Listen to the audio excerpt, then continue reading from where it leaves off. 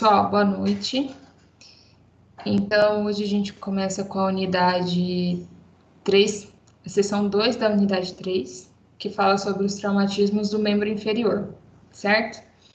Essa unidade, assim como as outras, essa seção, desculpa, vai dar um esboço sobre a parte teórica mesmo das fraturas. Basicamente são fraturas, né? Os traumatismos de membro inferior. E daí, na sessão da semana que vem, a gente vai falar sobre a reabilitação dessas lesões, certo?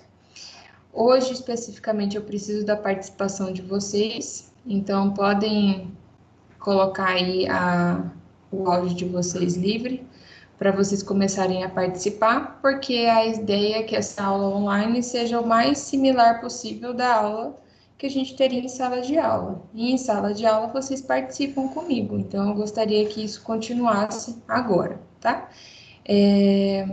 Eu vou explicar aqui como que vai ser a atividade parcial da semana, que vai ser um caso clínico aqui da aula, então vocês fiquem atentos, tá? Para interagirem com o conteúdo e eu quero que vocês também compartilhem comigo a experiência que vocês já têm sobre o traumatismo do membro inferior. Vamos lá. Então, vamos lá. Primeira pergunta. Os membros inferiores, eles fazem parte de qual esqueleto? Lembra que lá na nossa primeira unidade a gente tinha a divisão do esqueleto. Alguém lembra aí para me ajudar? Dividido em duas porções?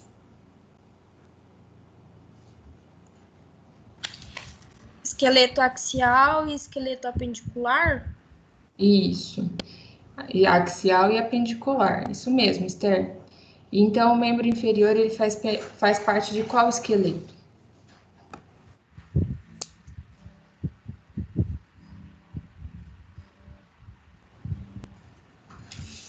Apendicular. Do apendicular. Isso mesmo, tá? É importante a gente lembrar de qual parte que o membro inferior faz parte, porque às vezes em prova de concurso vem assim, uma fratura no esqueleto apendicular, tarará, tarará, tarará. Aí a gente já começa a não entender a questão no início, né? Porque não sabe o que é esqueleto apendicular, tá?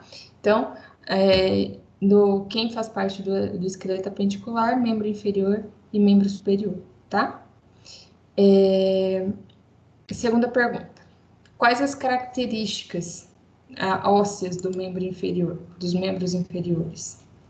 O que tem de diferente nesses ossos que compõem o membro inferior que a gente não tem lá no membro superior?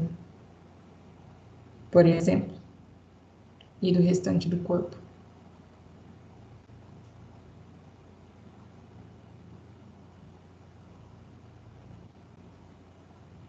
Alguém me ajuda? Qual que é a característica desses ossos? O que eles têm de diferente? Não só osso, né? A estrutura como um todo de membro inferior. Por exemplo, um braço é igual a uma perna? Não. Não, né? O que ele tem de diferente? Nos Apesar de ossos? ser. Apesar de ter basicamente as mesmas articulações, né? O que a perna tem diferente do braço, por exemplo?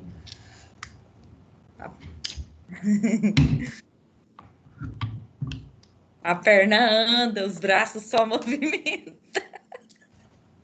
Isso. Vamos começar nesse raciocínio aí. A perna anda, né? Para a perna andar, ela carrega um peso maior ou menor do que o braço? Maior. Maior, né? Se ela carrega um peso maior, o que ela tem que ter de diferente do braço? Questão de musculatura para sustentar toda a questão do peso do corpo? Então, vai ter que ter uma parte muscular mais bem desenvolvida, né? Então, por exemplo, se a gente fosse comparar braço e perna, né? Bíceps e quadríceps, certo? Já começa aí, né? Bíceps, 2 ventres, quadríceps, 4 ventres musculares, né? Então, a gente tem um volume muscular em membro inferior bem maior do que em membro superior, certo? E na parte óssea? É mais fácil eu quebrar um húmero ou fêmur?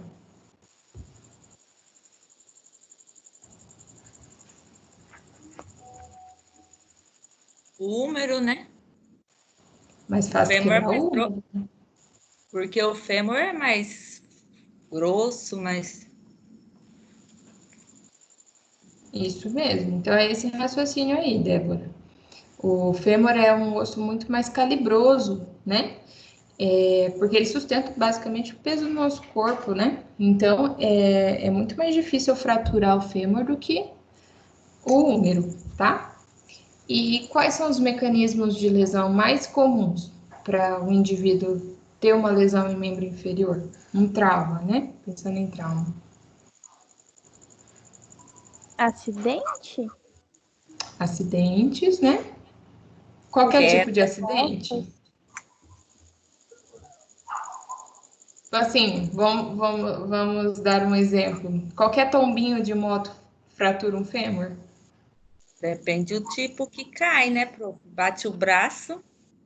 Não, fêmur não. Tô pensando que é o húmero. Não. Mas pensa lá no fêmur. Vamos falar assim, qualquer tombo de bicicleta fratura um fêmur? Não, é Acho que mais fácil não. no caso o húmero, né? É mais fácil o húmero, né? Mas pensem assim, para a gente fraturar o fêmur tem que ser um acidente, né?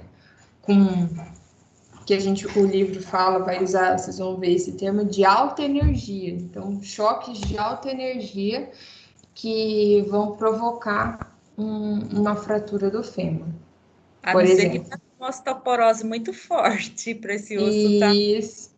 Isso mesmo, Débora, esse raciocínio. Exceto em idosos, onde a presença da osteoporose torna isso mais frágil, né?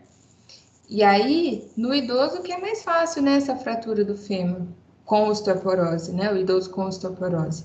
Porque a gente volta lá naquela aula, a gente fala que o idoso caiu porque quebrou. Então, o que que ele estava? Ele estava em pé, mas a carga em cima do fêmur foi tão alta e o fêmur está tão fragilizado por conta da osteoporose que ele fraturou, e porque ele fraturou, o indivíduo cai, tá? Em casos bem graves de osteoporose, certo? Mas, exceto nesse caso da osteoporose ou doenças que levam à fragilidade óssea, um tumor ósseo, por exemplo, que a gente já estudou, os ossos de membro inferior são difícil de serem traumatizados, de serem fraturados, certo? Então, eu vou colocar aqui para vocês outra pergunta. Quais são os traumas mais comuns que vocês conhecem de membro inferior? Quais são os tipos de trauma que acontecem no membro inferior? Cravícula. Membro inferior, Débora. Ah, tá. Trauma aí vem fratura, luxação, entorse, estiramento, distensão. Quais são os mais comuns em membro inferior? Eu acho que é luxação. Entorse e luxação? Entorse de quê, Tayane? De tornozelo? De Punho, tornozelo são as mais comuns. Oi, Lucas. de punho também. E quando cai, a Entorse primeira coisa que a gente coloca é a mão no chão, né? entendi. Não é uma luxação. Mas nesse caso a professora está falando de membro inferior. Inferior. Isso. De membro inferior, quais os traumas mais comuns, Lucas? O que mais acontece em membro inferior? No tornozelo, joelho tem bastante também, mais em atletas como luxação do joelho. Luxação do joelho A também, questão principalmente do em atleta. ligamento, prof, também conta? Ligamento cruzado, anterior, posterior? Isso. A lesão do ligamento vem de um trauma, né? Um trauma que desloca a articulação do joelho e ele volta lesionando o ligamento. Ou por traumas repetitivos, né? Que vão lesionando esse ligamento dia a dia, tá? Então, as lesões de ligamento também entram como traumas, resultado de traumas, né? Em membro inferior. Mas então é isso mesmo. Membro inferior, pensando em algo menos grave, né? São as entorses e luxações, mais comuns em tornozelo e joelho, né? É difícil encontrar alguém que falou assim, eu luxei o meu quadril, né? É mais difícil a gente encontrar isso, apesar de que pode acontecer sim. E depois dessas lesões que são mais cotidianas, pensando em trauma mesmo, pensando em acidente, em violência doméstica, violência mesmo, a gente vai lembrar das fraturas, certo? Então, as fraturas são as lesões mais comuns aí também dos membros inferiores, certo? E lembrando que o mecanismo de lesão sempre vai ser um mecanismo de alta energia, tá? Para conseguir fraturar. E aí eu vou colocar esse vídeo aqui para vocês assistam e me deem o parecer de vocês. Vamos lá.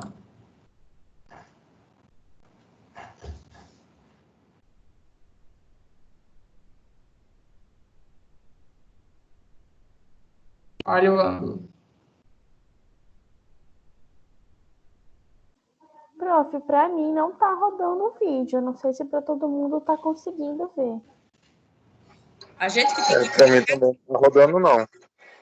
Não? É só você A gente tem que clicar no playzinho. É a gente mesmo que tem que clicar. Ah, é? Pra dar o Então play. cliquem aí, vamos ver. assim. Funcionou.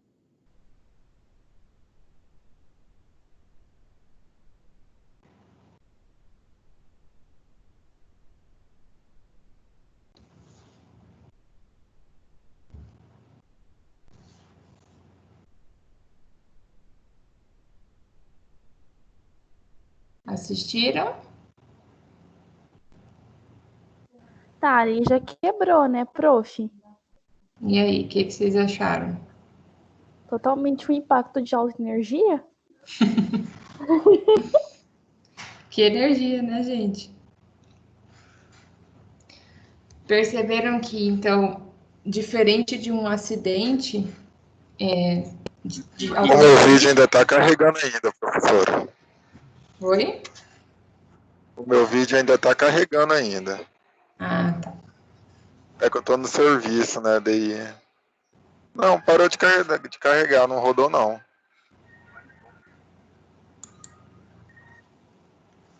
O meu tá. É um videozinho curto.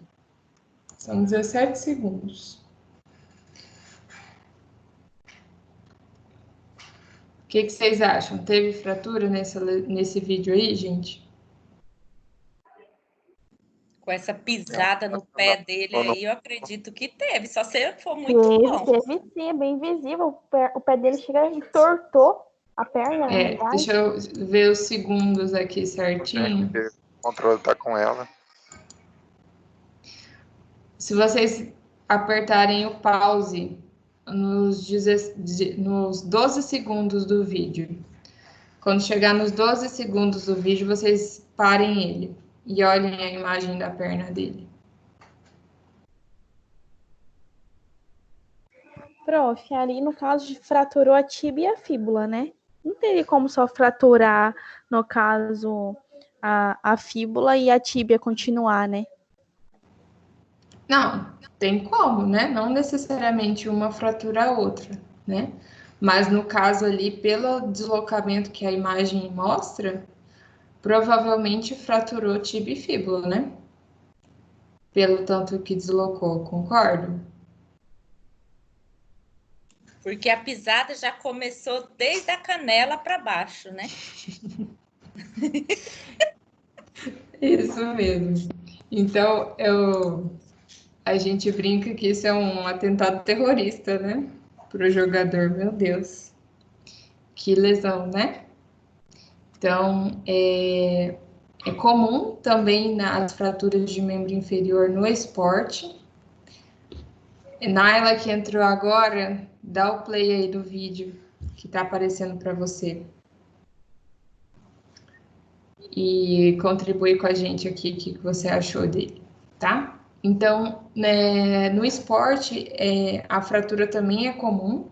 Então, vocês imaginem que se para fraturar um osso de membro inferior já é difícil, né?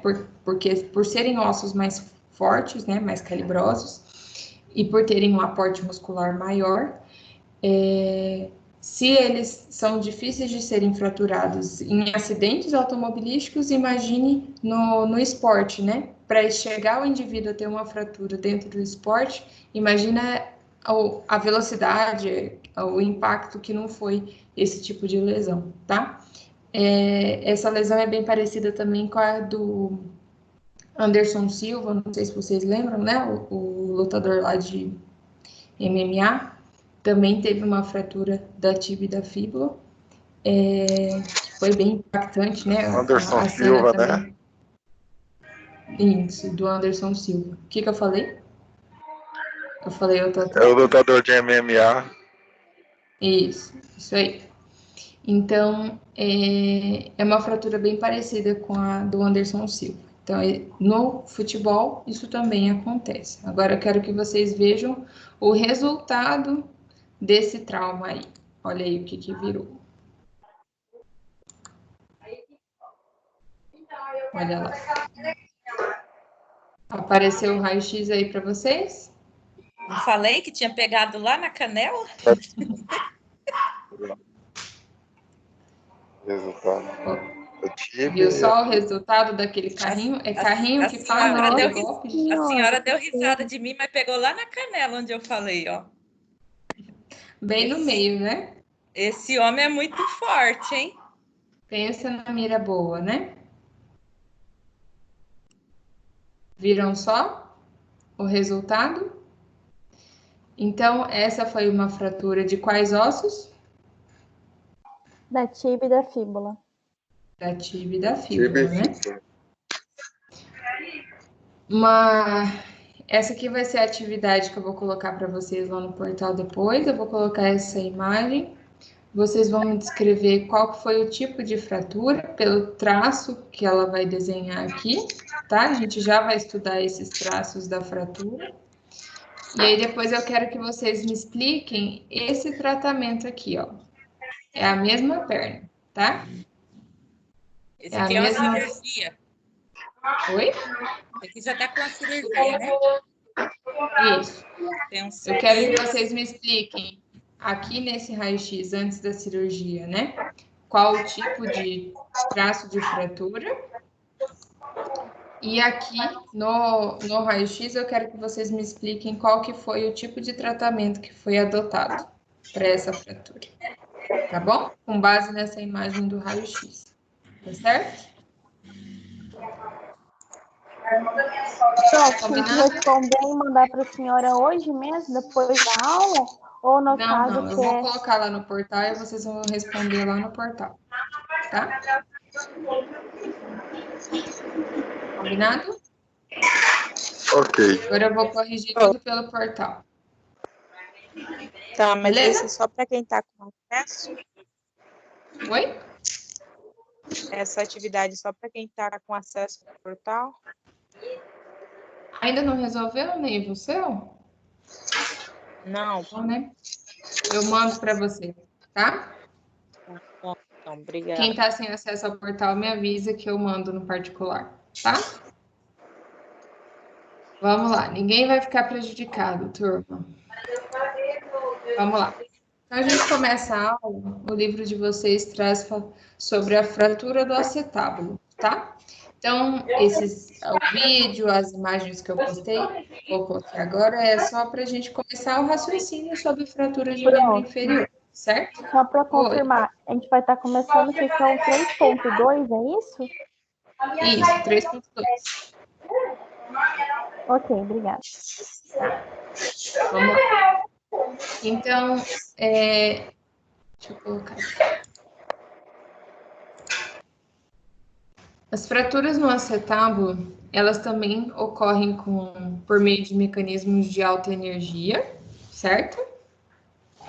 Assim como nos acidentes automobilísticos e acidentes de construção civil e da indústria, tá? Pensem que o acetábulo, pessoal, é essa região aqui que está no círculo, né? Fraturada aqui na imagem, que absorve também o impacto quando você pisa no chão. Toda essa energia, a mesma energia que você coloca na pisada, ela é transmitida pelo seu membro inferior e vai chegar lá no quadril, certo? Então, pensando nisso, uma queda, por exemplo, aquele indivíduo que cai com as pernas estendidas, certo? Tentando firmar o trauma, quanto mais estendido for, mais esse trauma vai direto para o acetábulo, tá? Então, quedas, né, de andaimes em indústrias são bem comuns nesse tipo de trauma, tá? Além dos acidentes automobilísticos que, dependendo da forma que acontece, se o corpo é projetado ou se aqueles acidentes onde impactam o carro de frente com o outro e choca todo o corpo do carro sobre o motorista, né? Que também vão levar esse tipo de lesão. Pensando em acetábulo, o que o acetábulo é, gente? Que tipo de estrutura? É uma estrutura óssea, obviamente, mas que está localizado onde? E forma o que? O acetábulo? Ele está acentuado em cima da cabeça do fêmur? Está em cima da cabeça do fêmur, né?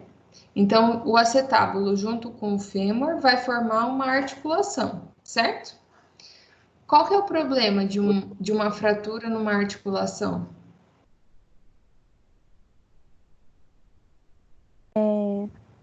Repetir a pergunta de novo, fazendo um favor? Qual que é o problema de ter uma fratura dentro de uma articulação? As complicações que pode ter? Isso.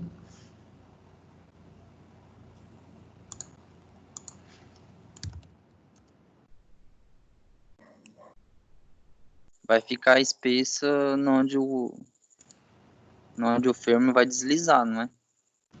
Tipo, como vai ficar com crepitação. Pode ficar com crepitação, né? E pensando numa articulação, principalmente em fêmur, aqui nessa região do quadril, o que a gente tem passando aqui de importante? É uma região bem irrigada? A gente tem artérias. Essa parte? Tem artérias, a gente tem órgãos próximos aqui, né? Uhum. Então, qualquer lesão nessa região, qualquer fragmento que extravase, né, desse limite ósseo, pode prejudicar tanto as vísceras que estão aqui nessa proximidade, como também pode romper vasos sanguíneos, levando a hemorragia, infecções, aumenta o risco de infecção, né?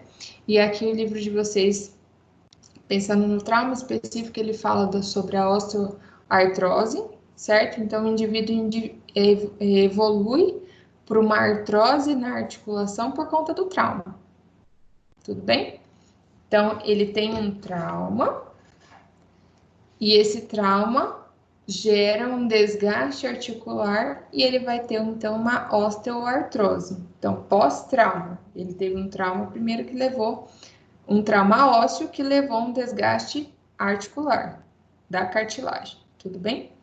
E aí que vai poder gerar, então, incapacidades funcionais, porque imagina uma artrose no quadril, né? O indivíduo vai andar, ele vai sentar, qualquer movimento que ele realize com o quadril, ele vai sentir dor, tá? Então, acaba sendo bastante incapacitante, assim como o tratamento depois, na semana que vem, a gente vai ver, que acaba sendo um pouco mais complicado também, né? Por conta do acesso à fratura. Aí também é onde passa o nervo ciático, né? Perto daí? Não, ele é mais para trás, mais posterior, tá? Vamos lá. Nessa classificação da fratura do acetábulo, do quadril como um todo, tá? Ele vai ser dividido por essa classificação de OA, né? Que é dessa associação que classifica os tipos de fratura, existem vários tipos de classificação, tá, pessoal? Mas uma das mais famosas é dessa associação de trauma ortopedia, tá? E que é uma das que o livro de vocês mais cita. Ela divide o quadril em colunas, certo? Então, lá na imagem verde mais escuro, é a coluna anterior do osso do quadril. Depois, esse ramo isquiático, né, de coluna posterior, tudo bem? Então, coluna anterior. Professora, Oi. para mim não tá aparecendo as imagens, não. Pessoal, vocês estão vendo? Estão conseguindo ver a imagem? Eu tô, às vezes não é só a internet. Creio que seja porque eu tô no serviço, eu tô usando a internet da Vivo. Em casa eu usava da Navinet, né? E daí eu acho que deve ser por causa da internet da Vivo, que não tá aparecendo imagem pra mim. Tenta sair e entrar de novo, Wesley. Às vezes aparece, Ok. tá? Então, vamos lá. Esse desenho eu peguei do livro mesmo, do Barros Filho, tá? Que é o livro que o livro de vocês cita, tá? Eu achei essa imagem um pouco mais didática do que aquela que a gente usou lá que aparece no livro de vocês. E porque ela é colorida, eu gosto mais, tá? Então, coluna anterior, nessa região, e o ramo isquiático, coluna posterior. A gente precisa entender essas fotinhas aqui para a gente entender as próximas classificações, tá? Então, como que ele vai classificar? No grupo A, são as fraturas, fratura de uma coluna, seja anterior ou posterior, né? Com envolvimento parcial da articulação, certo? Então, pode atingir o acetábulo ou não, ok? Então, aqui uma fratura da parede, essa aqui é uma fratura bem do acetábulo, mostrando no raio-x como que seria essa imagem. Mas no grupo A, então, qualquer uma das colunas podem ter fraturado. Se for uma fratura da parede posterior, aqui, vai ser classificada como A1. Se for uma fratura da coluna mesmo, posterior, A2. E se for parede e ou coluna anterior, A3. Tudo bem? Então, essa é a classificação do grupo A. Vai fraturar a fratura de uma coluna com envolvimento parcial da articulação. Não é toda a articulação que é comprometida nessa classificação do tipo A, tá? Já na do tipo B, eu tenho a fratura das duas colunas com envolvimento parcial da articulação, mas a fratura é do tipo transversa, então é um corte reto, né? Vai dividir em superior e inferior, tá? Um corte reto, igual mostra aqui na figura. Ela vai ser B1 quando ela for transversa, ou só da parede posterior. B2, quando ela tem em forma de T, então ela corta aqui e aqui no meio. E depois B3, quando ela tem uma fratura da coluna anterior, aqui, e M transversa do posterior, tudo bem? Então, ela fratura não só a coluna anterior, mas também um M corte, né? Uma metade do corte transversal da coluna posterior.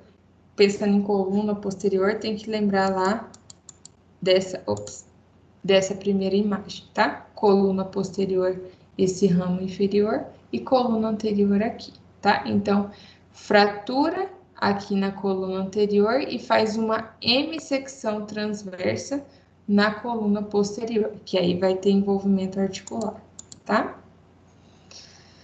Então, classificação B envolve duas colunas, num corte transverso. Na do grupo A, envolve uma coluna e tem envolvimento da articulação, tudo bem? parcial da articulação. Já no grupo C, então é a classificação um pouco mais grave, a fratura das duas colunas com envolvimento total da articulação. Então, no A, eu tinha um envolvimento parcial da articulação. No grupo C, eu tenho total. Toda a articulação está envolvida, certo? Então, a fratura das duas colunas com envolvimento total da articulação e vai ser dividido em C1, tem uma variedade alta, porque pode ser uma fratura da coluna anterior em direção à crista ilíaca. Então, coluna anterior com sentido da crista ilíaca, então vai ser uma fratura um pouco mais alta, né? Mais palpando na cintura mesmo, na crista ilíaca. Em direção à crista ilíaca. C2 tem uma variedade baixa, é uma fratura da coluna anterior e ela vai se estender para o bordo anterior do ilho, tudo bem? Então, ao invés de... É como mostra aqui, né? É bem esse exemplo da fratura mesmo, da letra A aqui. Além da coluna anterior ter sido fraturada, ela vai vir para a região anterior, indo para o ilho, tudo bem?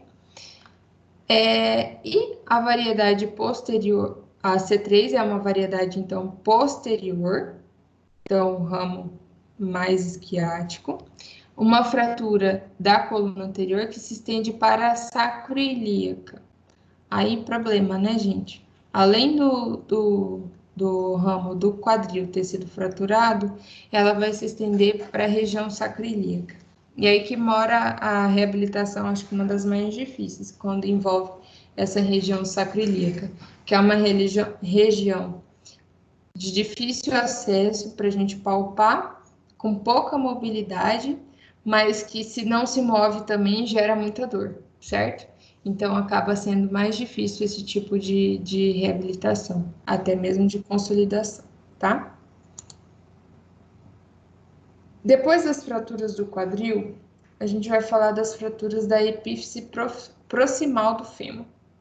Epífise proximal, lembra que o osso, então, ele vai ser dividido em epífise proximal, então, mais próximo do centro do corpo, e distal, mais distante do centro do corpo, certo? Pensando em fratura de epífise proximal, a gente pensa em quais regiões do fêmur, pessoal? Quais os acidentes anatômicos que a gente tem na epífise do fêmur proximal? Tá na imagem, quem me ajuda?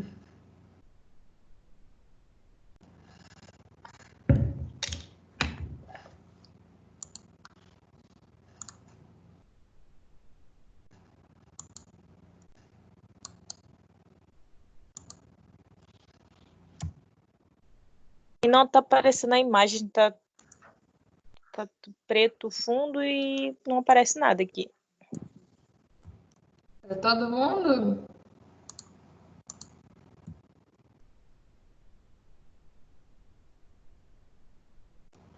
Ninguém tá vendo a imagem? Eu tô vendo, prof. Eu também tô vendo, prof. Do fêmur? Isso. Assim, eu tô vendo. Quais são os acidentes anatômicos que a gente tem na epífise proximal do fêmur? Cabeça, fóvea da cabeça, colo do fêmur, trocânter maior, trocânter menor. E pronto, são os principais pontos. Obrigada, Hugo. Então, são esses principais pontos que vão compor a epífise proximal do fêmur, e são nessas regiões onde as fraturas podem acontecer, nessa classificação que a gente vai falar, tá? Entendam que eles vão dividir os ossos em várias partes, né, em várias classificações, para ficar mais fácil depois a gente compreender como que isso vai ser tratado, tá? Se vocês pegarem esse livro mesmo de ortopedia, que é um livro de medicina, de ortopedia no geral, né? Não é só para fisioterapia. Ele vai usar essa classificação para entender os códigos que eles vão usar para o tipo de cirurgia, tá? Então, vamos lá. Elas podem ser transtrocantérica ou do colo. Então, ou na linha dos trocânteres, maior e menor, ou do colo do fêmur, que é essa região que separa os trocânteres da cabeça do fêmur, certo? Essas fraturas também têm um mecanismo de alta energia, como a gente disse, exceto em pacientes com osteoporose, que a gente já tinha citado, certo? Que aí é um local de fratura comum também. E aí vem a palavrinha cruzada quase, né? Aqueles códigos que a gente faz na palavrinha cruzada, das legendas dos tipos de fratura e como elas vão ser classificadas. Coloquei aqui a legenda para a gente se situar melhor. Então, o número 31 representa a região proximal do fêmur, tudo bem? Então, tudo que tiver de proximal do fêmur vai usar o número 31.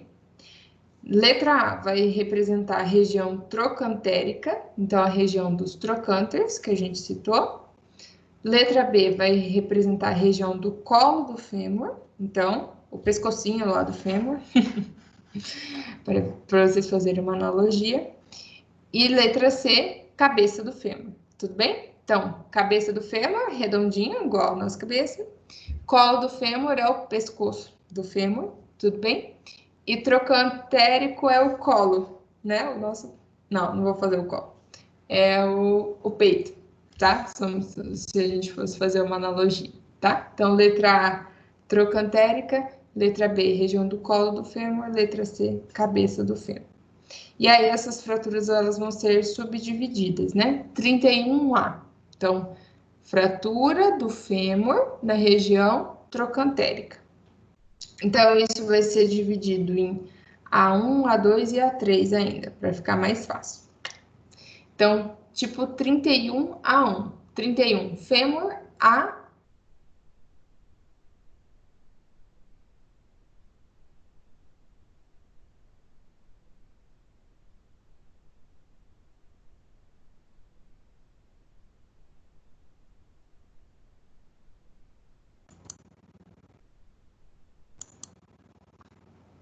Oi, estão me ouvindo? Agora sim. Agora sim. Silêncio. Deu uma travada, né? Deu uma travada. Mas vamos lá, voltou. Então, tipo 31A1, ela é definida pela fratura simples em duas partes, sem fragmentos, tá? Sempre que ouvirem o termo fratura simples, quebrou em dois pedaços. Fim, tudo bem? Uma linha de fratura simples. São fraturas mais estáveis, e aí depois, após a realização da redução e da fixação. Então, são fraturas que têm uma chance de consolidar mais fácil, tudo bem? Porque são um corte mais simples, uma placa, uma haste é o suficiente para estabilizar essa fratura, pensando em trocante, tá?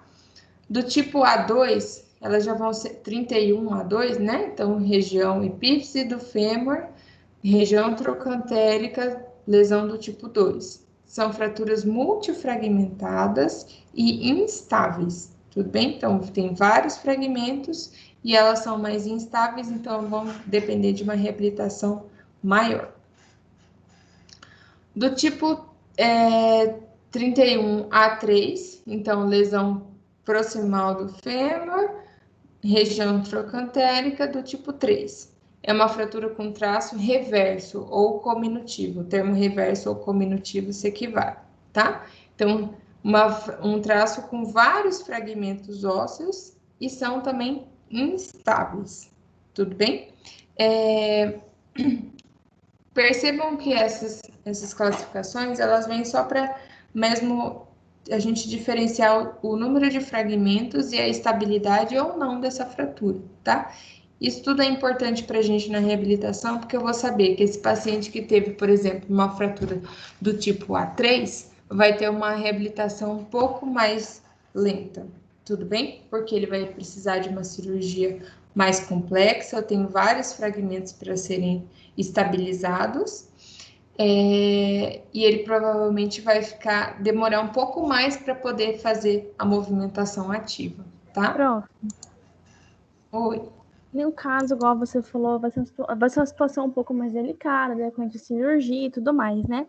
A gente vai falar um pouco sobre a conduta nesses casos com o paciente em cada fase ou não? Isso, é da aula da semana que vem. Ah, tá, ok. A gente vai falar sobre a conduta referente a esse conteúdo, né? Isso. Ah, tá bom. Semana que vem é a reabilitação desse conteúdo, tá? Ah, Então, tá, primeiro a gente vai assimilar o que são essas fraturas e na semana que vem a gente trata. Beleza? tá bom, obrigada, prof. Nada. Vamos lá. Então, depois, fratura do colo do fêmur. Tudo bem? Fratura do colo do fêmur, ela usa mais essa classificação de Garden, tá?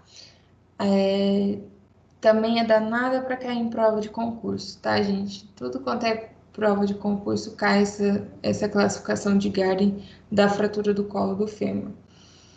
E é importante a gente estudar ela e aí agora a gente tem a imagem para vocês irem assimilando, tá? Então, Garden do tipo 1 é um traço incompleto de fratura com a cortical média íntegra e trabéculas em valgo em relação às trabéculas do acetábulo.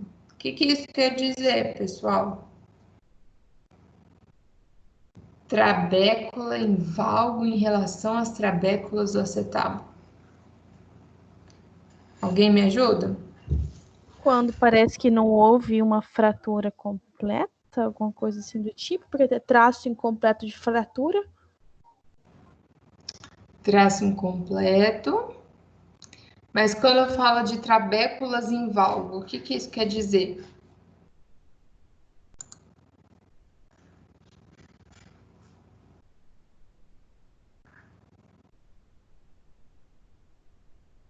O que é por exemplo, um esforço em valgo?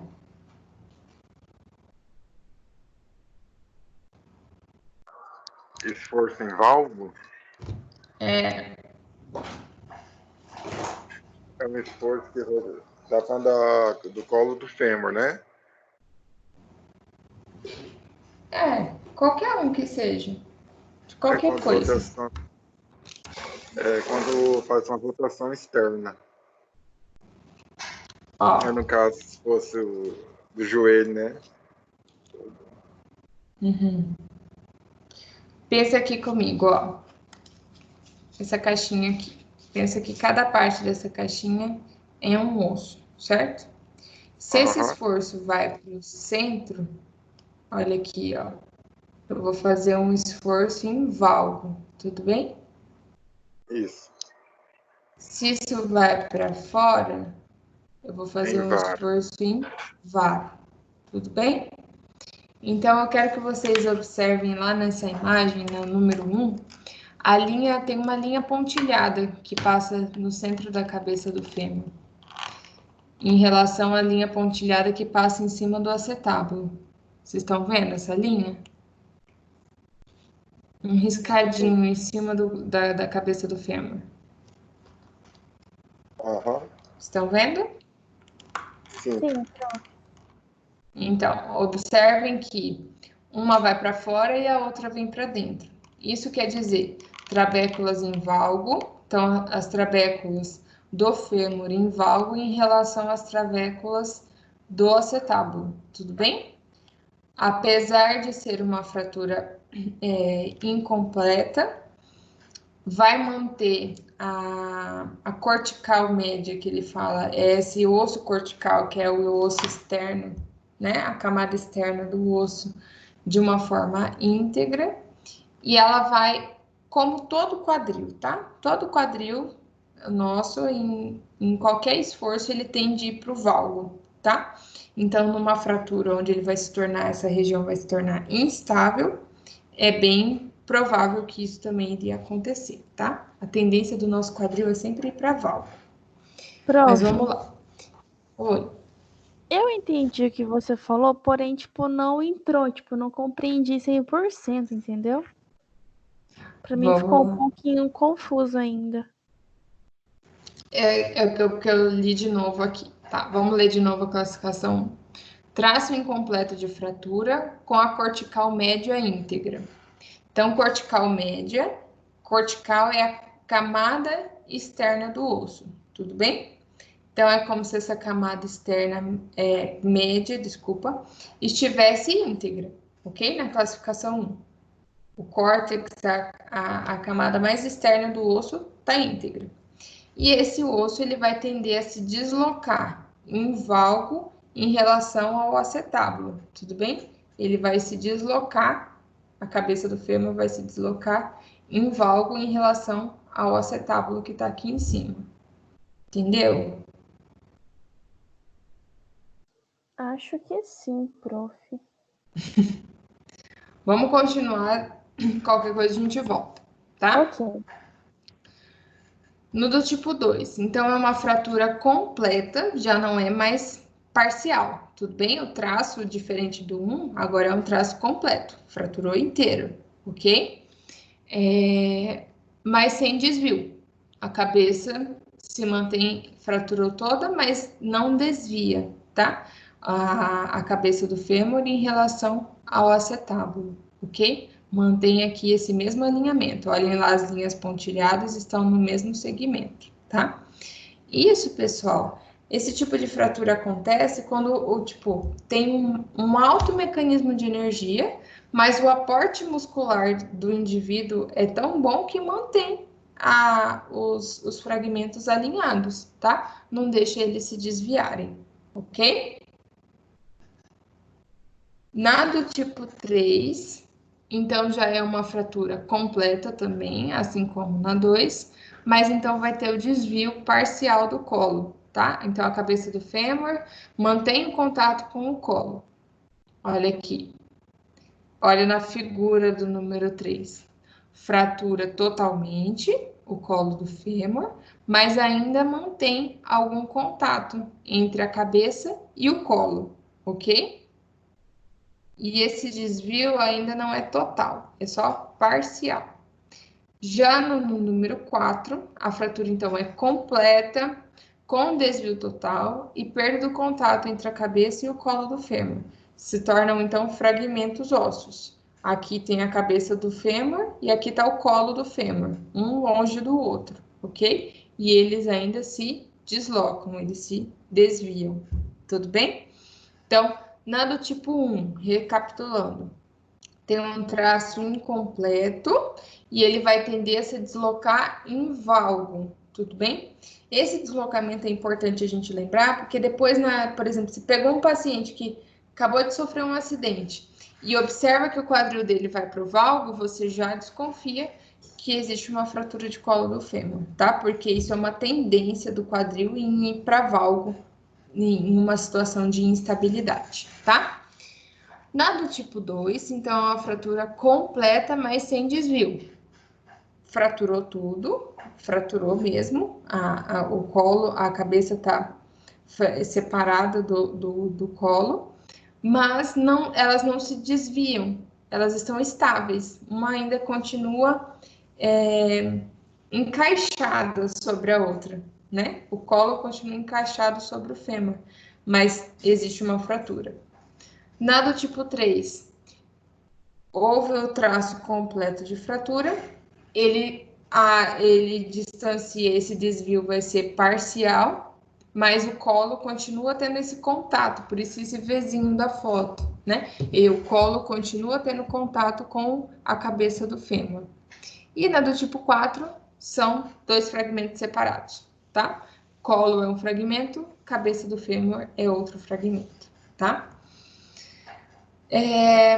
Aqui uma observação que as fraturas sem desvio apresentam boa consolidação, já as com desvio têm maior risco de falha na consolidação e de necrose avascular da cabeça do fêmur. Lembra que a artéria que passa aqui, gente, dentro do fêmur? A artéria mesmo. Artéria femoral? A artéria femoral, né? Então, nesses 4 tipos de fratura aqui, qual que é a chance de eu fraturar de lesionar a artéria femoral é maior em qual? Na 4, né? Na do tipo 4. Se tiver uma lesão, uma fratura óssea, mais uma lesão de artéria, o que que o indivíduo vai ter? Hemorragia. De primeiro momento, hemorragia, né? Teve a hemorragia, se não for tratada de forma correta, ele vai A necrosar. óbito. Oi? Vai a óbito, né? Se não for estancada. Ou bem. ir a óbito também. Sim. É. Então, quanto mais lento e mais mal feito for o tratamento, mais as chances de complicação e chances de necrosar essa cabeça do fêmur. E aí o indivíduo vai ter que retirar a cabeça, colocar prótese para tentar resolver o problema, certo? Depois agora, descendo mais o fêmur, né? Falamos da epífise, agora vamos falar da diáfise, que é o meio do osso, né? Então, epífise são as extremidades, diáfise o centro do osso. Então, elas podem comprometer também grandes vasos e causar hemorragias, assim como a gente disse ali no colo do fêmur, tá? E aí, a outra legenda, para a gente entender essa classificação.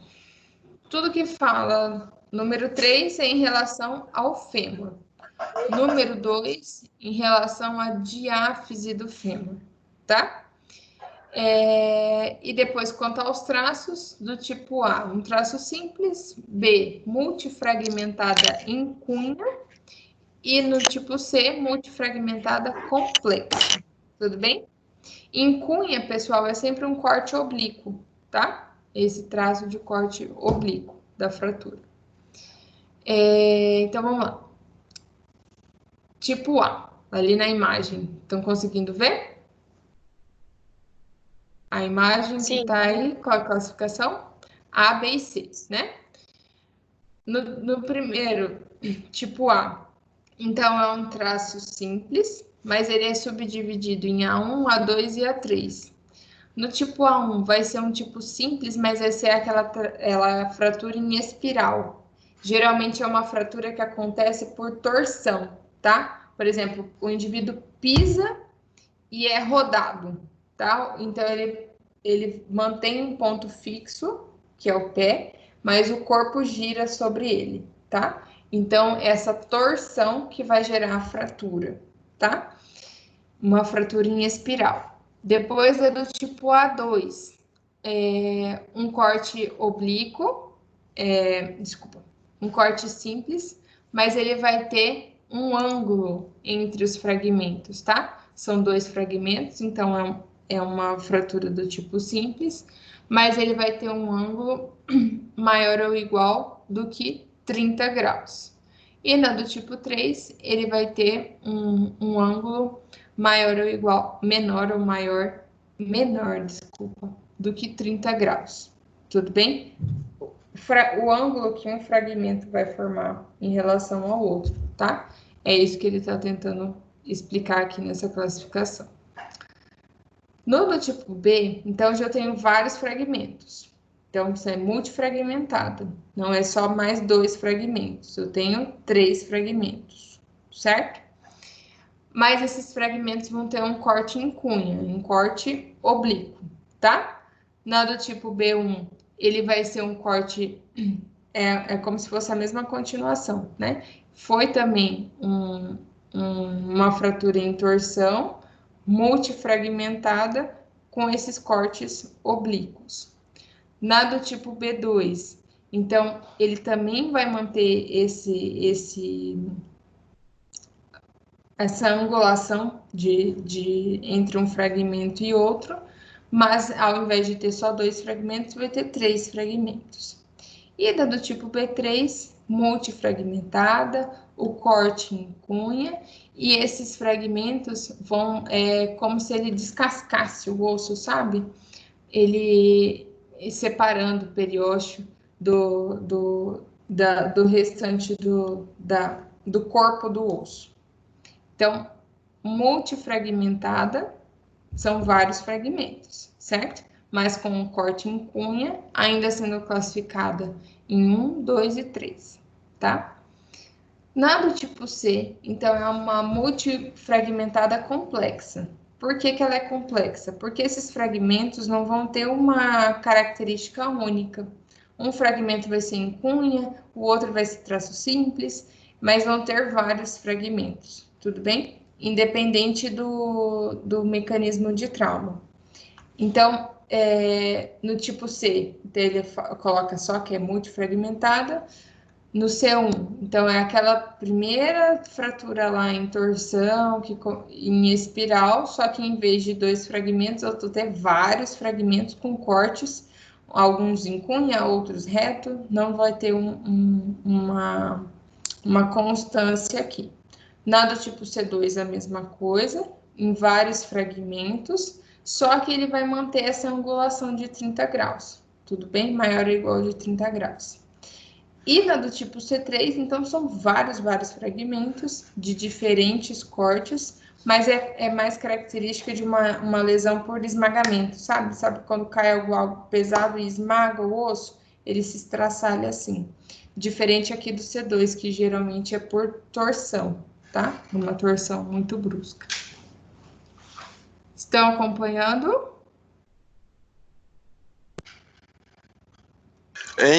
Só para esclarecer uma dúvida só, poderia voltar ao slide? Isso.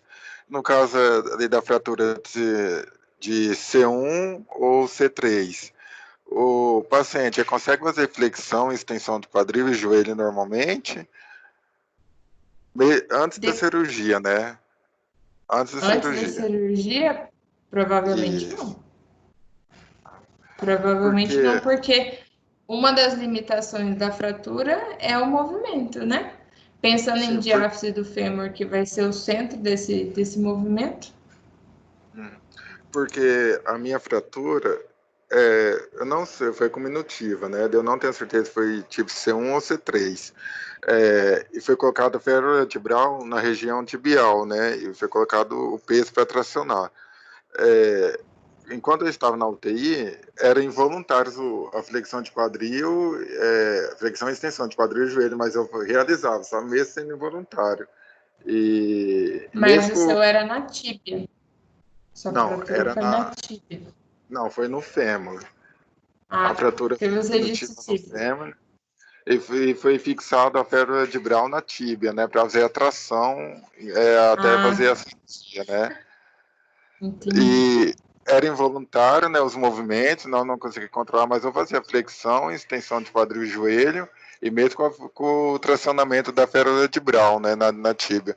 Tanto é que a tíbia chegou a fraturar também, por causa do peso, né, ficar fazendo o movimento, né. Depois foi feita outra cirurgia para colocar fixo ela mais na parte mais distal da tíbia, né, para continuar realizando a tração. Entendi.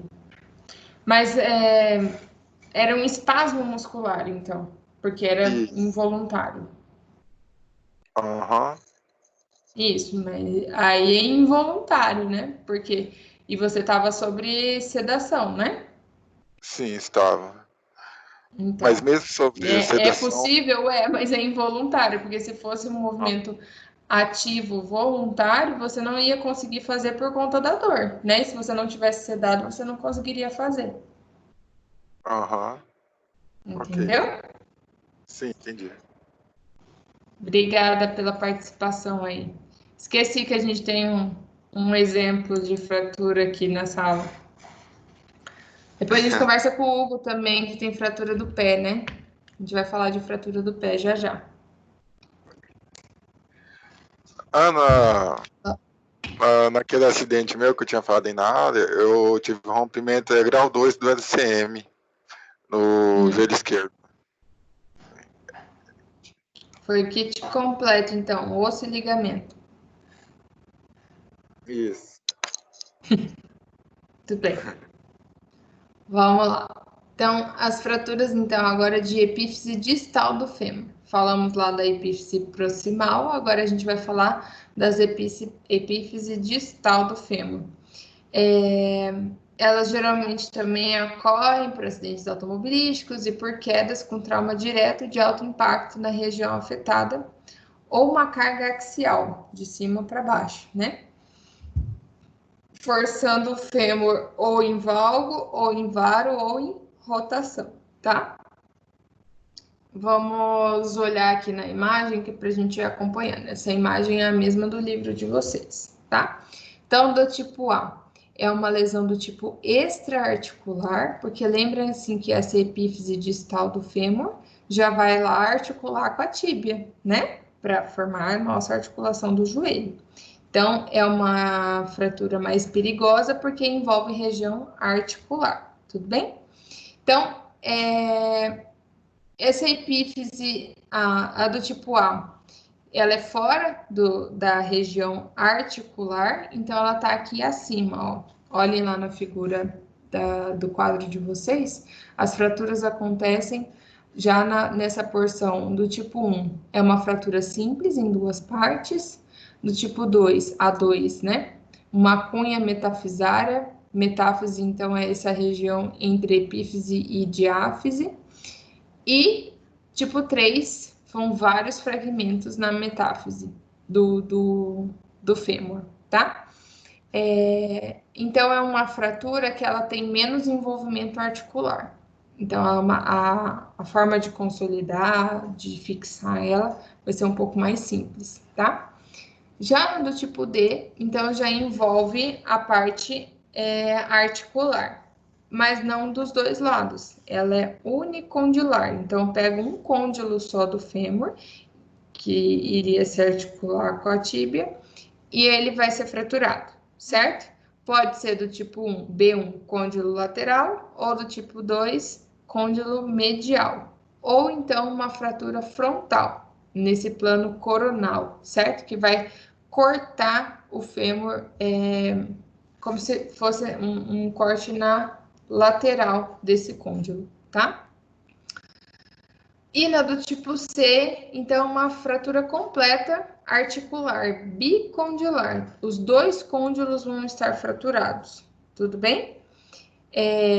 Uma articular simples e metafisária simples, do tipo 2, articular simples e metafisária cominutiva, e a do tipo 3, uma articulação articular cominutiva. Então, são vários fragmentos da articulação fraturados, né? Então, toda essa porção da epífise distal do fêmur que se articula com a tíbia vai estar fraturada, tá?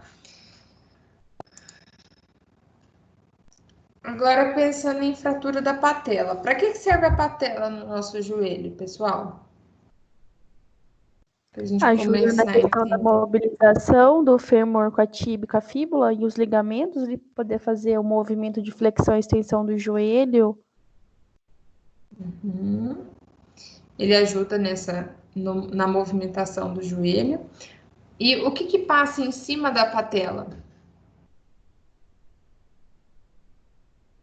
Tendão, De quem? Do músculo quadríceps, do quadríceps se femoral. insere na Quadríceps. na Do patela. quadríceps. Então, esse tendão do quadríceps vai passar em cima da patela, e a patela, então, eles falam que ela vai funcionar como uma polia, né? Ela vai articular e vai ser um divisor de forças dos movimentos do quadríceps em relação ao membro inferior, certo? Então, olhem aqui nessa imagem que eu coloco tem essas setinhas, né, dos vetores de força que atuam no membro inferior, e a patela está bem no meio.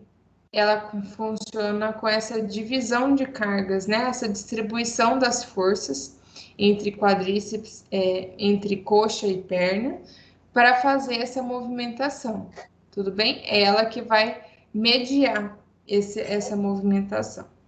Então, pensando nisso, relembrando isso, né? A gente já imagina que uma fratura de patela não vai ser muito funcional, né? A reabilitação vai ser um pouco difícil também. Então, os mecanismos de trauma são traumas diretos, então aquele indivíduo que caiu com o joelho já dobrado no chão, né?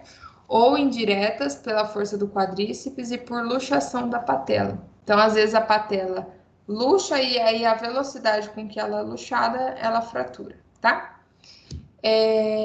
As complicações que podem acontecer. Artrose pós-traumática da articulação femoropatelar,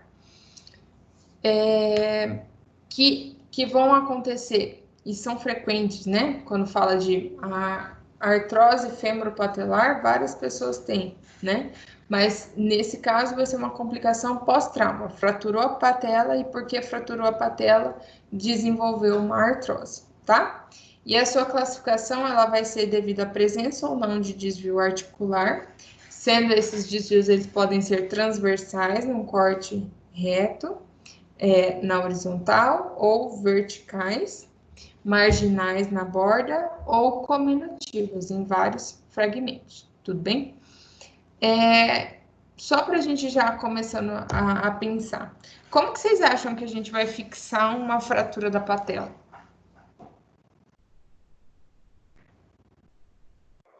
Com fixar a fratura da patela, teria que ser com imobilização, né? Só que daí iria perder ADM também, né?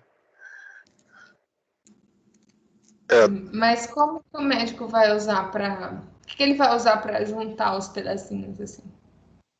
Porque a patela já é um osso pequeno, concordam? Uhum. Enxerto patelar. Enxerto? Mas ainda assim, vai colar como? É meio fazendo enxerto e ter a questão de colar, né? Como que vai colar?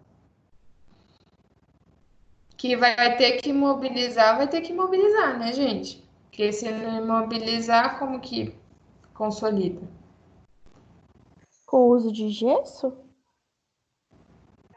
Só o gesso, será?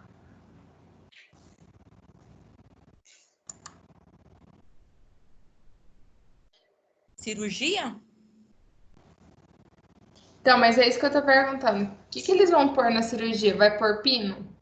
Não, vai colocar uma placa, né, pequenininha, tamanho da patela, eu acredito, e vai colando os ossinhos.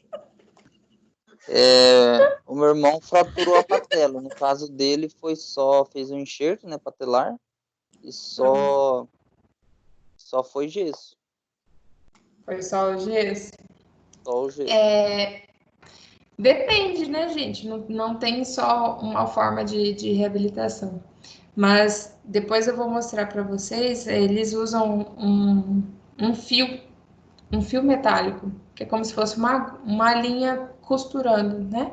Então, como a patela é um osso pequeno, eles passam o fio como se fosse remendando, né? Quando a gente tem um tecido rasgado, a gente não vai lá e costura, né? Os pontinhos ao redor do buraco e une eles e fecha o buraco, certo? Na patela é a mesma coisa, eles iriam unir, uma das técnicas é unir esses fragmentos e passar um fio de Kirsch, que é chamado, que amarra esses fragmentos, tá?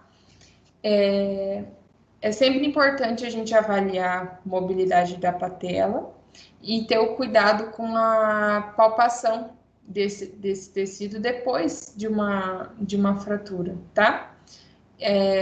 Eu tive o caso de uma senhora que chegou para mim com já era 3 meses de fratura de patela e o médico havia dito que ela tinha consolidado, que havia consolidado a patela. E eu fui palpar a patela dela e quando eu palpei, estava solto. Era como se eu tivesse duas patelas na minha mão, assim. Tinha um fragmento nessa mão e o outro fragmento nessa, que eu mobilizava.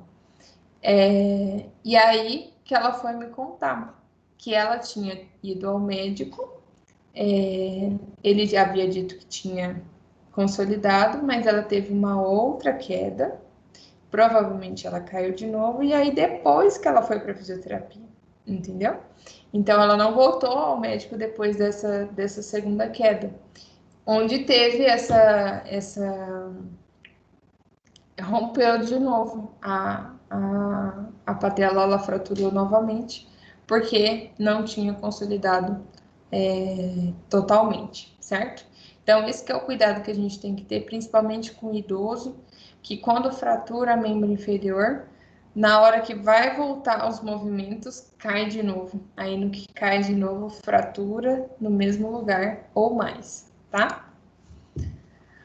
Então, vamos lá. Falamos já de fêmur como um todo, falamos da fratura da patela, agora a fratura da tíbia proximal, né? Então, assim como o fêmur, dividindo em proximal, diáfise e distal, tá? Então, a tíbia proximal também tá lá se articulando com o fêmur, fazendo a articulação do joelho, certo? Nessa classificação, ela é classificada, então, em 6 tipos, conforme a imagem que vocês estão vendo aí. Então, da do tipo 1, é uma fratura em cisalhamento do platô lateral. Então, é a porção do platô. Platô é o prato, né? O prato do osso, certo? Então, essa porção lateral que é fraturada. Na do tipo 2, é uma fratura em depressão e cisalhamento do platô lateral. Então, além de fraturar, ter esse cisalhamento, essa quebra do tecido ósseo, ela deprime. É como se ela rebaixasse o platô e o fragmento ficasse um pouco mais para cima, tá? Na imagem aqui não aparece tanta discrepância assim quanto a gente imagina, né? Tô fazendo aqui um pouco mais exagerado, tá? Então, o fragmento sobe e o outro deprime. Na do tipo 3, uma fratura em depressão do platô tibial lateral. Ai, desculpa, gente. Aqui era do medial, tá? Eu escrevi errado aqui. Mas depois eu corrigi para vocês. Então, é a mesma coisa. Deprime e quebra. Na do tipo 4, fratura do platô medial. Olha lá a imagem. No platô medial, essa fratura já vai ser um pouco mais complexa, porque ela envolve bem essa porção articular. Então, a consolidação também vai ser um pouco mais difícil e provavelmente vai limitar um pouco mais os movimentos do joelho do indivíduo, certo? Na do tipo 5, é uma fratura de ambos os platôs, então lateral e medial dos dois lados, os dois platôs vão ser fraturados. E a do tipo 6, ela tem, além dos dois côndilos, ali na imagem mostra só um, né? Mas ele pode fraturar os dois. Sebicondilar com acometimento metafisário e diafisário. Lembrem-se que metafisário é esse espaço que divide a epífise, que é a cabeça do osso, da diáfise, que é o meio do osso, tudo bem? Então, é esse traço entre o platô e o traço que se prolonga, né? Desde o platô até chegando próximo da diáfise do fêmur, da tíbia, tá? Toda fratura, como eu disse para vocês, que envolve região próxima à articulação, vai ter uma limitação maior, tá? E aí que a gente tem que ter o cuidado, que às vezes o paciente vai falar assim pra gente, ai, parece que quando eu dobro o joelho, o parafuso tá raspando, tá? A gente às vezes acha que é um absurdo, mas acontece, tá? Com o passar de algumas cirurgias, não ficam assim tão perfeitas, né? Então, quanto mais envolve proximidade articular, mais chances disso acontecer, né? O paciente fala, eu vou esticar o joelho, eu não consigo porque trava no parafuso. Eles falam bem assim. Porque realmente a proeminência do parafuso que é colocado fica chocando mesmo com o tecido, com a parte articular, e vai levar à limitação, provavelmente, tá? Além das chances de levar à lesão articular. E aí, agora a gente vai falar sobre luxação, né? Falou das fraturas. Vamos falar mais um pouquinho de fratura do pé já. Mas também a gente precisa, antes de descer, né? Essa linha, a gente parou aqui no joelho e falar da luxação. Vocês citaram lá no início que a luxação é uma das fraturas mais... É uma das lesões mais comuns também em membro inferior. A luxação é comum também no esporte, né? De vez em quando soltam uns vídeos aí de jogador, de atleta como um todo com o joelho luxado, certo? Então, essas luxações, elas podem ser tanto anterior, então a tíbia em relação ao fêmur se desloca anteriormente, posterior, quando a tíbia em relação ao fêmur ela se desloca posteriormente, ou para as laterais, tudo bem?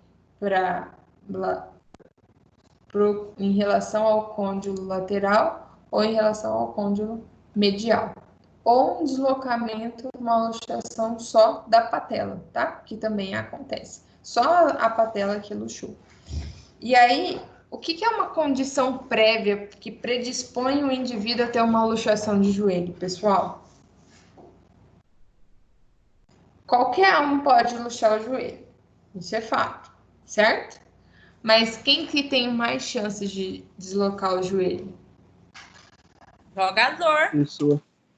Pessoas com pernas longas. Com um Corredores? membro maior? Também. Frouxidão Que mais? ligamentar. Alguém que tenha uma frouxidão ligamentar? Ou que tenha Quem uma mais? musculatura fraca também, né? Fraqueza muscular? Uhum. Pessoas Que mais? sedentárias, né? Sedentários, porque vão ter fraqueza, porque vão ter redução de flexibilidade, né? Que mais? Vocês falaram de condições musculares, condições ligamentares. Que mais que promove estabilidade na articulação?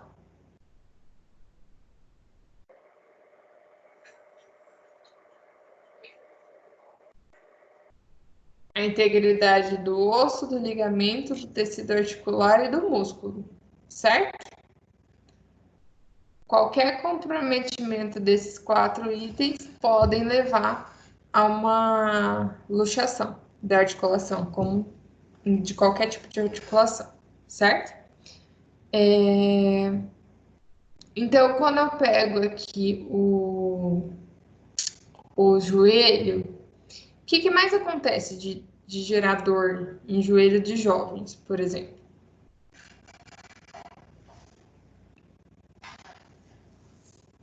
O que é uma doença comum de joelho de jovem? Sem ser atleta. Vocês conhecem alguém que tenha dor no joelho? Jovem que tem dor no joelho? Isso. Jovem, não. Já ouvi falar dor do crescimento, né? Quando os ligamentos e a musculatura não acompanham o crescimento dos ossos, né? Daí que gera dor. Assim, relacionado a jovens, só ouvi falar disso. É mais em pessoas idosas, né? Que tem a questão da osteoartrose, artrite, as coisas aí sim, né? Agora, Você não tem nenhum amigo que tem dor no joelho, Wesley? dor no joelho jovem, não. Ai, nossa, quantos amigos saudáveis. Vamos lá. Quem que tem amigo que tem, ou o próprio tem dor no joelho? Prof, seria o caso da falta daquele líquido que dá também, que às vezes dá dor no joelho, inflama, tem aquela... Líquido não sei sinovial. falar certo. Esse que Isso, está se redução do referindo líquido ao líquido sinovial? sinovial. Isso, seria também? A redução do líquido sinovial vem para um processo degenerativo, né, da articulação, pensando numa artrose. Quem pratica corrida e parou de correr porque começou a ter dor no joelho? Conhecem, em algum caso?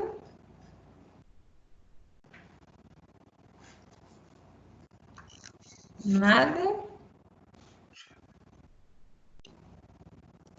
Mariana, Naila. Prof, eu já vi no Cadê caso de aqui? sentir muita dor no joelho, pessoas jovens, mas que malham, tipo, não sei se pelo fato de carga de peso maiores, e aí sim, eu já vi bastante gente reclamar de dores nos joelhos nesse fato. Mas e aí chegaram a fazer algum diagnóstico, Nívia? Para ver o que E era? eu conheço uma pessoa que ela malhava muito nova, desde mais jovem, agora acho que já deve ter mais de seus 30 por aí, e aí realmente ela deve ficar um tempo sem malhar, sem fazer tipo de atividade física assim em academia pelo fato de ter dado problema no joelho. Só que eu não me recordo o que deu, qual foi como é que fala, o diagnóstico dela, né? Mas ela chegou a falar sobre isso. Isso. Isso é uma das causas de dor no joelho, certo? Excesso de carga em atividade Prof, física, na academia. Oi. eu tenho um primo de em torno de 10, 11 anos, né? Ele pratica esporte, futebol, mas desde novinho ele sempre teve dor no joelho. Já foi em vários médicos, mas nunca soube dar algum diagnóstico. Já fez exame e não, tipo, não constou nada, assim, mas ele sempre sentiu dor nos joelhos. Pode ser uma malformação, né? Pensando em 10 anos, né? Algum um VAR, um valgo, um recurvato, né? Que está Não, gerando totalmente dor ou a saudável. presença de algum cisto. Não, já fez raio-x, tudinho, e ele só sente dor nas articulações, principalmente no joelho. Aí sim pode ser a dor que o Wesley citou, né? A dor do crescimento, que é mais comum, especialmente em meninos, tá? Mas tem que investigar, claro. Vamos lá. Agora quem da galera que malha aí, ou que conhece, já ouvi falar, né? Eu não malho, mas eu já ouvi falar que quem malha tem dor no joelho. E aí? Prof, Oi. prof, Oi, pode falar, né? Tô. eu tenho o ligamento cruzado anterior é rompido, o meu. Eu É rompi jogando bola. rompido? Rompeu Isso, jogando eu bola. tinha 9 anos. E vive muito bem, obrigada. Como que você rompeu esse ligamento? Com 9 anos. Eu era goleira, aí eu caí no chão, caí em cima do joelho e rompeu o ligamento. E aí não operou? Não, Não. tô E até hoje hoje. como que é? Oi? Eu sinto muita dor no meu joelho. Sente Quando dor. tem vez que ele incha, ele fica bem inchado. E principalmente quando tá frio, eu sinto bastante dor. Então, pessoal, por exemplo, a Naila tem que tomar ainda mais cuidado, tá? Não é todo rompimento de ligamento que precisa ser operado, tá? Ligamento anterior, ele é muito famoso, né? Porque ele rompe com facilidade. Na boa parte das lesões do joelho, ele pode ser rompido, mas acaba que ele só é operado, os médicos só optam pela cirurgia de reparo quando o indivíduo é extremamente ativo, né? Ai, ele é um jogador de futebol, tem que fazer cirurgia, né? Agora você pega um indivíduo lá com 45 anos, né? Que tem a fratura, mas não pratica nenhum esporte, eles acabam optando por não fazer a cirurgia, tá? Casos e casos, né? Tem que se pensar no risco-benefícios da cirurgia. Mas acaba que, na ausência de um ligamento, a fragilidade articular vai ser maior. As chances dele se deslocar vai ser maior, tá? Do que eu estava perguntando dos desgastes articulares, eu queria que vocês, pensei que vocês iriam lembrar da condromalácia patelar, né? que é o famoso amolecimento da cartilagem entre a patela e o osso do fêmur, que essa articulação vai tornar esse deslizamento da patela mais rígido, certo? Então, vai dar aquela crepitação, né? Pode gerar dor, edema, certo? Mas que, pensando que essa estrutura está prejudicada e que patela é extremamente importante nessa alavanca de força, a gente tem que lembrar que a chance do indivíduo luxar a articulação acaba sendo maior, tá? Então, qualquer comprometimento de ligamento, de cartilagem, de osso ou de músculo nessa região ou em qualquer região articular vai tornar essa região mais propícia a luxações, certo? Então, lembrem-se que luxação é o deslocamento, né, de uma extremidade óssea para outra, de um osso em relação ao outro, que pode voltar ao mesmo tempo, sozinho, no mesmo momento, ou permanecer deslocada e só lá no hospital que consegue colocar no lugar, tá? Se vocês procurarem na internet por luxação de patela, vai ter um monte, né? Aí tem aquela imagem da patela lá do lado do joelho e o restante do membro para o outro, tá? Eu coloquei aqui uma imagem para vocês observarem a forma também como ela é classificada, tá? Eu coloquei a tabelinha aqui em 1, 2, 3, 4, 5, é a classificação. Então, na do tipo 1, é uma lesão de um ligamento cruzado e um colateral. Do tipo 2, lesão de 2 ligamentos cruzados, então anterior e posterior, e os colaterais estão intactos. Na do tipo 3, os 2 ligamentos cruzados e um ligamento colateral, ou medial ou lateral. No tipo 4, os 4 ligamentos estão lesados, os 2 ligamentos cruzados e os 2 ligamentos colaterais. E na do tipo 5, além da luxação e estiramento dos ligamentos, vai ter também uma fratura periarticular, seja da tíbia, seja do fêmur, tudo bem? Aqui na imagem apresenta então uma luxação da patela, tudo bem? Conseguem observar a diferença? Então, esse é como se fosse um antes e depois, né? A patela totalmente deslocada para a lateral. E aí, pensando numa luxação dessa, pessoal, a gente tem que analisar qual que é a biomecânica desse paciente, tá? O que está levando ele a luxar? Será que não é um excesso de força de quadríceps ou uma falta de flexibilidade de isquiotibiais que está nessa balança entre flexão e extensão, está prejudicando esse torque de força, tá? Pode falar, Wesley. As imagens negociadas se referindo a essa aqui da luxação do joelho, que tem a anatomia do joelho à esquerda e 6 imagens à direita? Não, já passei o slide. O meu não passou, não. Ó. Até que tem a foto do joelho aqui? De um joelho deslocado tá. e uma tabela do lado. Tá, apareceu agora. Ok. Apareceu, né? Uhum. E aí eu coloquei esse pensamento aqui do livro de vocês, né? Pensando sobre os mecanismos de trauma que podem acometer os ligamentos do joelho, existem algumas modalidades esportivas que podem gerar essas lesões e, consequentemente, a luxação, por exemplo, do futebol, né? Quais outras modalidades se enquadram como risco desse tipo de lesão, gente? Que outra modalidade pode levar o indivíduo a luxar um joelho? Além do futebol. Basquete? Corredor? Basquete, por quê? Porque tem essa mudança rápida de direção? Isso. O basquete tem muito isso, né?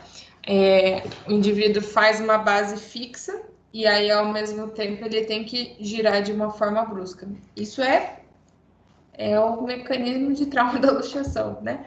Manter o pé no chão e girar o corpo em cima, né? Então, de uma forma rápida e brusca, ele luxa. Num movimento de alta energia, ele fratura, tá? Quem mais? Tayane falou o quê? Pessoas que praticam a questão da corrida, corredor, Uma corrida amadora, né? Sem um preparo físico bacana, pode gerar sim, né? Ah, tá correndo, tropeça. Quem mais?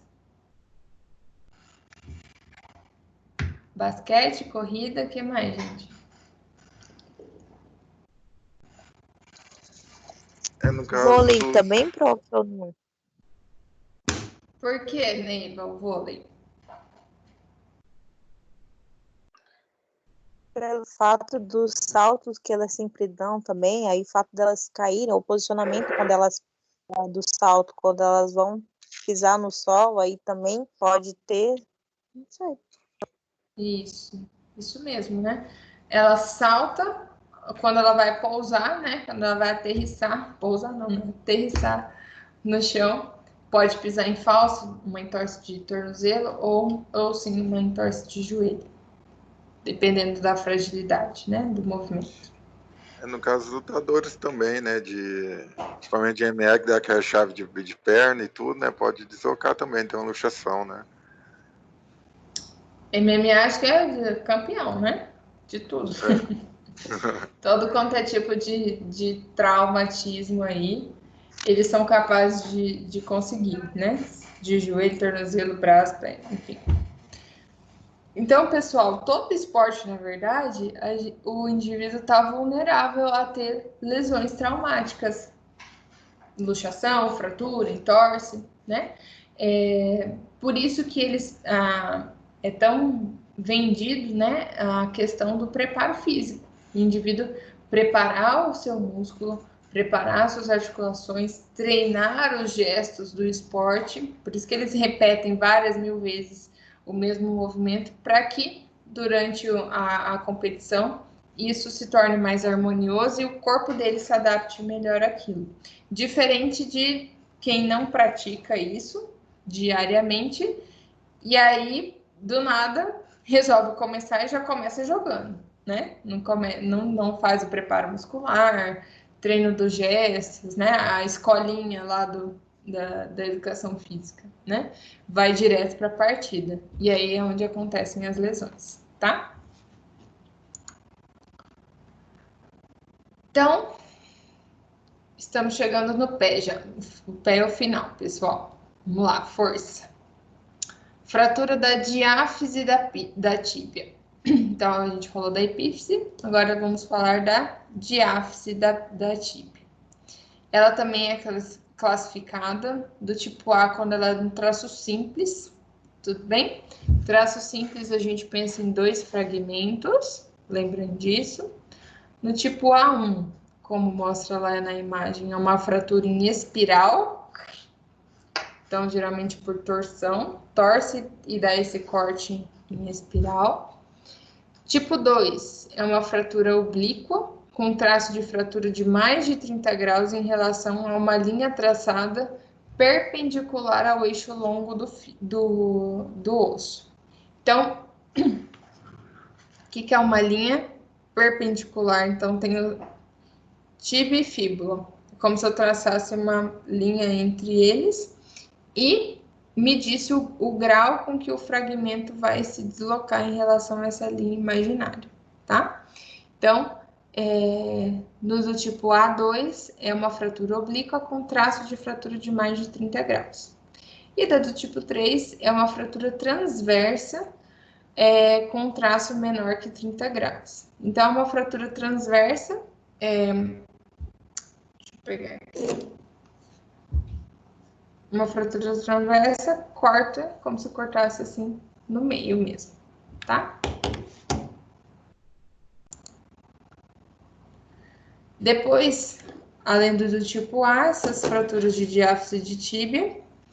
E lembrando aqui, pessoal, que ele fala de tíbia, mas também em todas as imagens envolve a fíbula, né? A fíbula é um osso mais fino e que ele é praticamente, ele é unido à tíbia por essa membrana que as unem.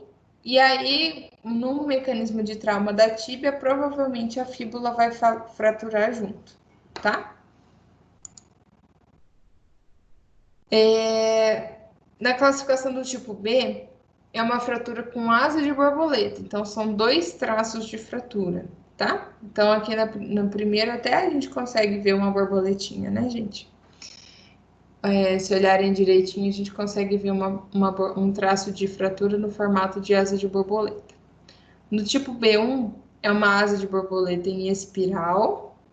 Na do tipo 2, uma asa de borboleta tipo cunha. Então, aqui no tipo 2 a gente já quase não vê mais borboleta, né? Tá bem distorcida a imagem. E da do tipo 3 é uma asa de borboleta fragmentada. Então, são 2 traços de fratura, mas com mais fragmentos ósseos, ok? E da do tipo C, também classificada em 1, 2, 3.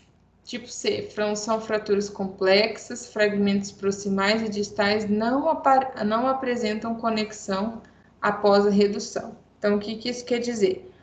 O médico colocou o membro no lugar, só que ele continuou sem conexão, sem encaixe, tudo bem?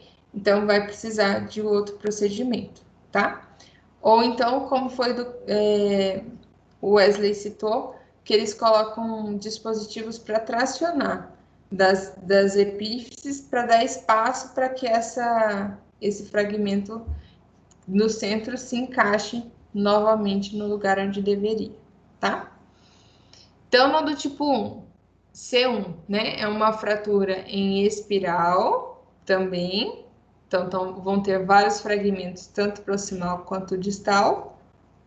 Do tipo 2, uma fratura segmentar, então vão ser 3 fragmentos, proximal, distal e intermédio. Tudo bem? Olha lá na imagem do C2. Tanto proximal, quanto distal, quanto intermédio no meio, tá? E do tipo C3 é uma fratura multifragmentar, ou seja, intermédio está fragmentado. Então, o meio desse osso está fragmentado, tudo bem? Pensem bem nessa fratura, né? Multifragmentar. É como se o médico tivesse que unir e vai ter que colar todos esses fragmentos ósseos. Então, a gente começa a pensar que o tipo de cirurgia que vai ser feita vai ser um pouco mais complexo. Concordam? Sim. Meus amigos. Wesley entende bem, né? Sim, muitíssimo bem. A prova é viva. Então, vamos lá. Olhem nessa imagem aí, pessoal. Quais as estruturas que estão lesionadas?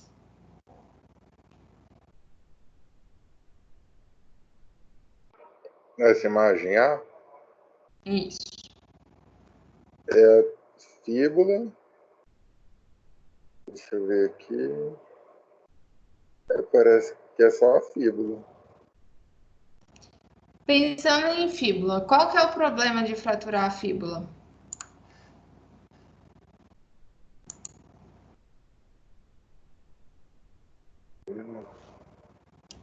Depende da parte, né, prof? Que sentido. Ficar Que com sentido gesso que por um você bom fala? tempo. Não, no caso de fratura de Mas a fíbula, não fíbula precisa de tá. gesso, né? Oi? No caso de fratura de fíbula, o procedimento para arrumar seria engessamento?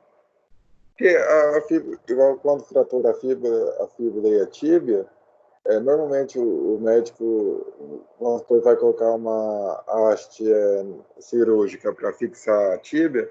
Normalmente fazer só na tíbia e a fíbula, eles não costumam mexer, né? Uhum. É normal, é bem esse mesmo raciocínio. Eles geralmente deixam a fíbula sem fixação porque ela tende a consolidar melhor porque ela não tem tanta movimentação. Tudo bem? E até eles liberam a marcha mesmo com traço de fratura de fíbula. Por conta disso, por conta dessa redução de mobilidade. Entretanto, porém, contudo, fíbula e tíbia, elas vão fazer aquele movimento de pinça, lembra? Para fazer a dorsiflexão do tornozelo. Então, eu preciso que elas se afastem e se aproximem, se afastem e se aproximem, né? Para que haja esse movimento. Então, o paciente vai ter a principal limitação dele nesse tipo de fratura vai ser de dorso e plantiflexão, dessa movimentação do tornozelo, que vai estar limitada por conta desse tipo de fratura, tá? A gente vai falar mais disso na semana que vem. E por último, as fraturas do talos, né? Existem outras fraturas do pé, qualquer osso do pé pode fraturar, certo? A mais comum é a fratura do talos. Então, geralmente o mecanismo de trauma para a fratura do talos são acidentes de alta energia, produzidos por mecanismo de desaceleração, olha lá, associado a dorsiflexão forçada no tornozelo e impactação axial, certo? Então, ele está em dorso, ele está pisando, né? E freia, por exemplo, tá? Uma alta velocidade impacta, que aí o pé vai ter que fazer uma dorsiflexão exagerada com excesso de carga vindo do corpo, né? Que o membro vai fazer. E aí o talos está nesse centro dessa articulação, tá nessa dobradiça, né? Nessa dobradiça que é o tornozelo. Então, o centro dessa dobradiça é o talos. Então, a chance dele fraturar é maior. E aí ele vai ser classificado, né? Os tipos de fratura. A do tipo 1 é uma fratura com traço simples, então são 2 fragmentos, do processo lateral e comprometimento das articulações subtalar e fibulatalar. Lembram lá? Que a fíbula, então, vai articular com o talos. Se ele fratura, ele vai perder, vai prejudicar essa articulação também. 2, ela pode ser uma fratura cominutiva, então vão ter mais de 3 fragmentos. E da do tipo 3, fratura do rebordo anterior do processo lateral com envolvimento do processo posterior. Tudo bem? Então, qualquer fratura do talos, pessoal, vai prejudicar esse movimento total do tornozelo. E além dessa fratura do talos, que ele cita como mecanismo de alta energia, os outros ossos do tarso, do pé, né, podem sofrer fraturas e podem ser fraturas por estresse, tá? Já ouviram falar disso, de fratura por estresse? Alguém já ouviu falar? Sim, já ouvi falar. Em que tipo de pessoa? Principalmente atletas, né? Corredores. A do Anderson Silva também foi de estresse, não foi? Eu lembrei dele na hora que falou, do Anderson Silva. Anderson Silva não é o lutador que fraturou no chute? Isso, Ele teve outra fratura? Não, disse que eu vi uma reportagem, disse que aquela lá foi uma fratura de estresse, não foi uma pancada tão forte para fraturar. Mas tanto de ficar batendo muito naquela localidade, aí o chute pegou e fraturou. Do tipo, já estava fragilizado. Sim. E já estava com microfraturas, né? Daí não deu descanso, o tempo de descanso correto para se consolidar as microfraturas que já tinha, né? E naquele chute, daí terminou de fraturar tudo. Olha aí. Para mim, que não tinha outra possibilidade, era o trauma direto mesmo. Mas faz todo sentido, né? Uhum. Mas, então, um estresse bem estressante, né? O que ele passava. Mas essa fratura de estresse que eu tô falando, é isso que vocês citaram, pensando em pé, né? Esse é no Corredor, caso mais de corredores, né? indivíduos extremamente obesos, né? Que aí faz um excesso de descarga de peso no membro, no pé, sem tempo de descanso, e também com a biomecânica do pé errado, né? Por isso que a gente cuida tanto dessa parte postural, de alinhamento dos membros, porque uma alteração de biomecânica, de pisada errada, por exemplo, o indivíduo pisa errado e vai fazer um excesso, uma prova, uma maratona, né? Sem o devido treinamento, as chances dele desenvolver uma lesão, seja uma fratura, uma luxação, acaba sendo maior, né? Porque a distribuição da carga do peso durante a marcha vai ser diferente e vai sobrecarregar alguém nessa história, tá? As complicações do pé também envolvem essa parte vascular, né? Pela questão de nutrição do tecido, né? Lembra que quando, por exemplo, um dos membros que ficam mais prejudicados nessa parte vascular são os pés, são essas extremidades, né? Por conta desse retorno venoso ser um pouco mais difícil. Então, as chances de lesões ser com um comprometimento vascular e poder levar a uma necrose do tecido é maior por conta desse aporte, tudo bem? Então, quanto antes tratar, melhor, tratar da forma correta, fazer todo o acompanhamento para evitar esse tipo de complicação. Que também a gente vai falar mais disso na semana que vem, falar do tipo de reabilitação e das complicações desse tipo de fratura. Pensando também que todos os ossos do tarso são ossos que envolvem a articulação do tornozelo, né? Então, qualquer fratura nessa região, assim como era lá a fratura de escafoide para o punho, é uma fratura em qualquer osso do tarso, também vai ser prejudicial, tá bom? Sempre façam essas analogias, tá? De membro superior com membro inferior, que vai ficar mais fácil para vocês relembrarem os tipos de fratura. Ok, pessoal? Me deem um prof. ok conseguiram acompanhar? Ok, prof. Sim, consegui. O meu só caiu uma vez, depois que voltei. Tranquilo, ficou tranquilo.